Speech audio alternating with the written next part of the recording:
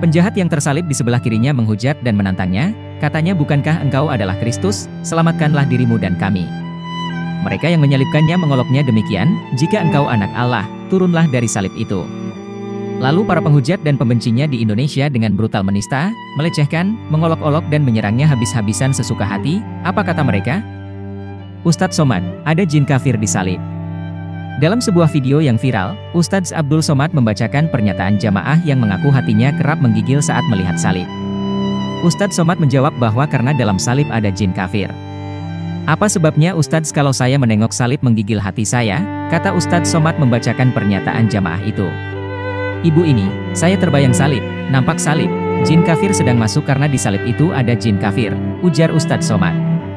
"Dari mana masuknya jin kafir?" "Karena ada patung. Kepalanya ke kiri atau ke kanan? Nah, itu ada jin kafir di dalamnya. Dalam patung itu ada jin kafir di dalamnya," tuturnya sambil memeragakan gaya Yesus di salib. Karenanya, UAS meminta jamaah tidak menyimpan patung. Kata dia, jika mereka melihat patung Yesus disalib di sebuah rumah sakit, ia meminta jamaah untuk menutupnya. Makanya kita tidak boleh menyimpan patung. Jin kafir itulah yang mengajak. Makanya kalau keluarga kita di rumah sakit, ada jin kafir itu, tutup, kata Somad. Agustan tempelkan Alkitab di pantat. Dalam potongan video yang beredar di media sosial memperlihatkan seorang mualaf bernama Agustan menempelkan Alkitab ke pantatnya. Tak hanya meletakkan ke pantatnya, Agustan bahkan sempat kentut di hadapan kitab tersebut. Bahkan ia menantang apakah dengan aksinya tersebut dirinya bakal meninggal dalam waktu sebulan kemudian.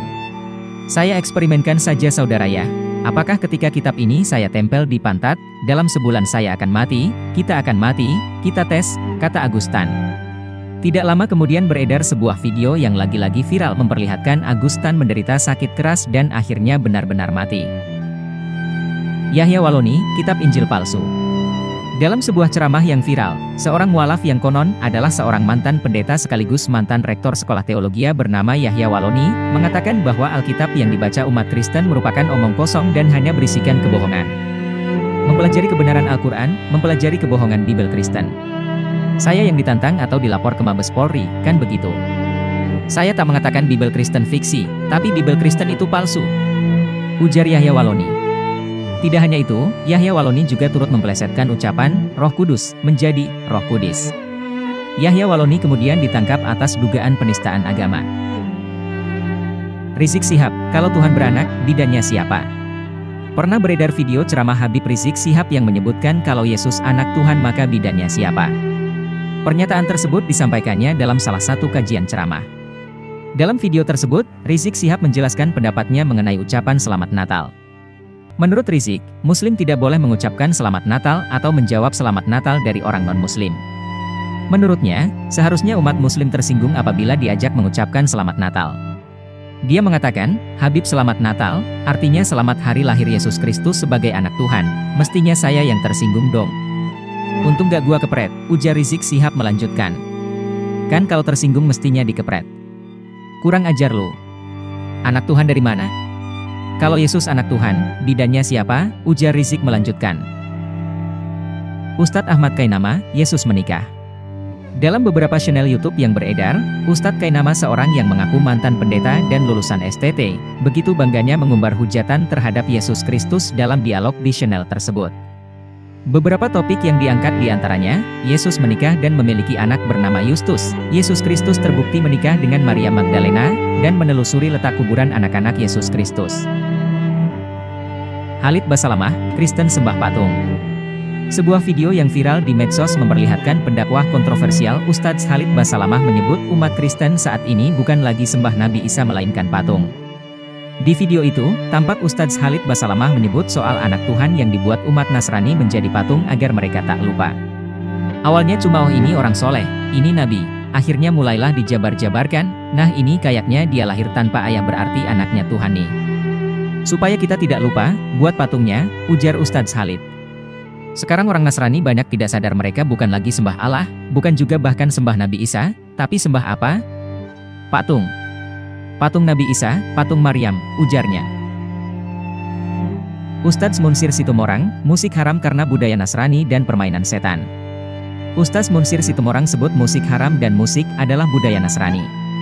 Beredar sebuah potongan video memperlihatkan Ustaz Munzir Situmorang menyebut musik haram dan merupakan permainan setan sambil menyinggung sejarah Kristen. Dari mana musik itu? Dari gereja. Gereja saja pun boleh musik setelah abad keempat.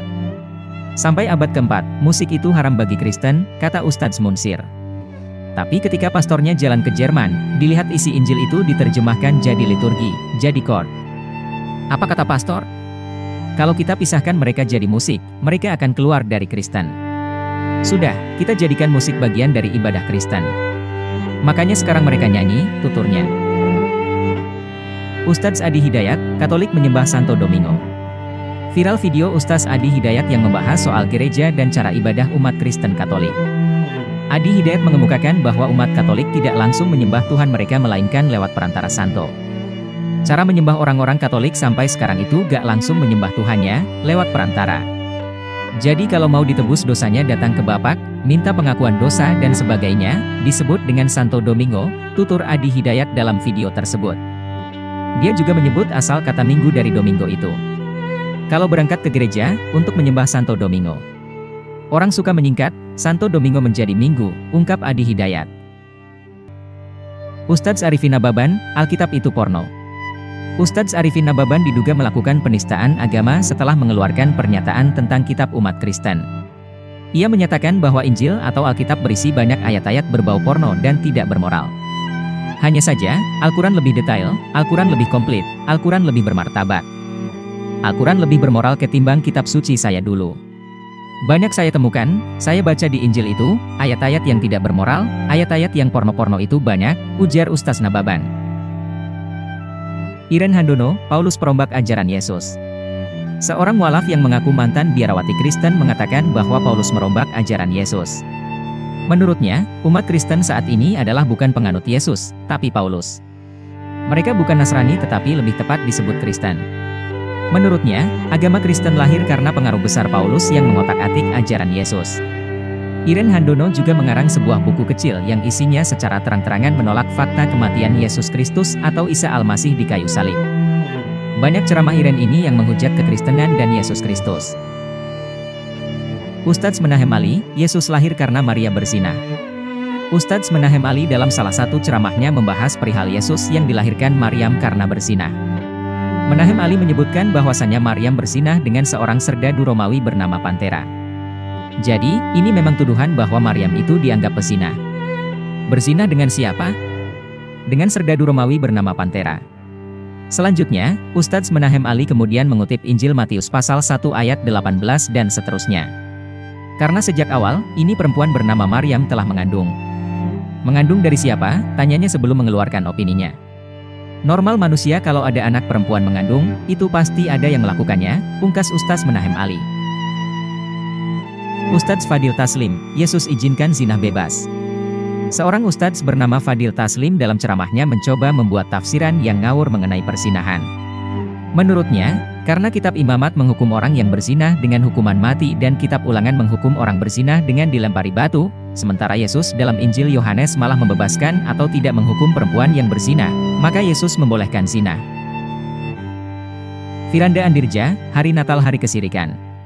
Dalam sebuah ceramah, Ustadz Firanda Andirja menyebutkan bahwa Hari Raya Natal adalah hari raya kesirikan yang dimurkai oleh Allah. Karena itu adalah acara hari kesirikan. Hari di mana menganggap bahwasannya Nabi Isa lahir sebagai anak Tuhan, yang Allah murka dengan hari tersebut, ujar Ustadz Firanda. Karena itu menurut Ustadz ini, pengusaha muslim tak boleh menerima orderan kue Natal karena itu sama saja ikut menyukseskan perayaan tersebut. Syahrini, tak ada Tuhan Yesus. Artis Syahrini dalam sebuah story yang diunggahnya mempertanyakan terkait orang Kristen yang menganggap Yesus sebagai Tuhan. Bagaimanapun di dalam kitab suci, Yesus lahir, makan, tidur, berdoa dan punya keterbatasan pengetahuan.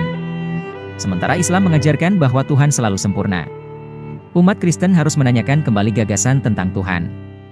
Bunyi unggahan Syahrini.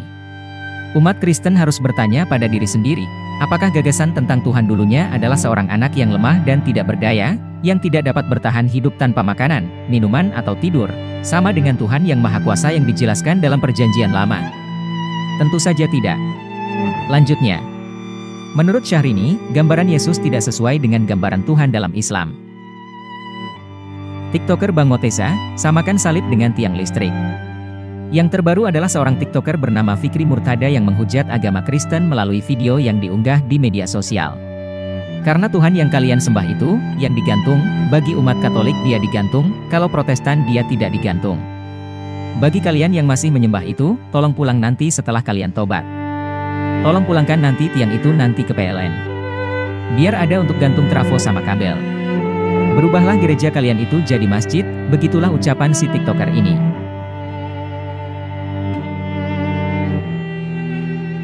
Apakah sudah cukup? Tentu saja tidak. Ini hujatan yang kebetulan sempat viral saja. Yang tidak viral ada begitu banyak di luar sana. Haruskah kita sebagai orang Kristen marah dan membalas? Sebaiknya kita renungkan satu perkataan Sang Juru Selamat dari atas salibnya. Tetapi apa kata Yesus? Ya Bapa, ampunilah mereka, sebab mereka tidak tahu apa yang mereka perbuat.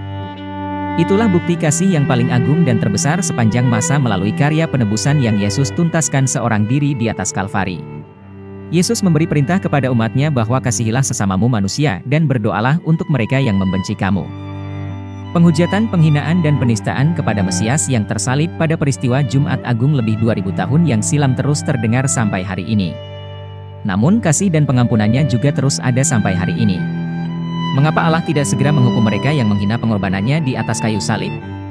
Kasih, kesabaran dan pengampunannya memang di luar nalar kita, seberapa besar, seberapa dalam, seberapa luas, manusia takkan mampu mengukurnya.